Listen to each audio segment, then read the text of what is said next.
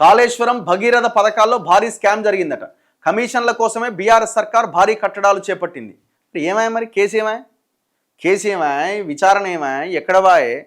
అరే ఉత్త డ్రోన్ ఎగరేసినందుకే రేవంత్ రెడ్డిని అరెస్ట్ చేసిరు కదా. మరి రేవంత్ రెడ్డికి పౌరుషం లేదా? రేవంత్ రెడ్డి అసలు మీసం తిప్పే తొడగొట్టే అంత ఉత్తదేనా? అంత ట్రాషేనా? అంత పౌరుషం లేని ముఖ్యమంత్రి అయినా ఉత్త డ్రోన్ ఎగరేసిండు. Janwada farm house KTR farm drone ఎగరేసి 15 రోజులు లోపల పడేసారు.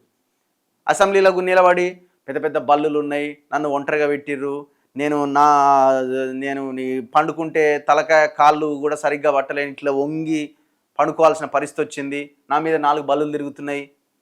మరి ఇంత కష్టపడి జైల్లో ఉన్న మీరు మరి ఇప్పుడు అధికారంలోకి వచ్చి ముఖ్యమంత్రి అయ్యారు కదా, మరి వాళ్ళ అవినీతిని బయటికి తీయాలి కదా.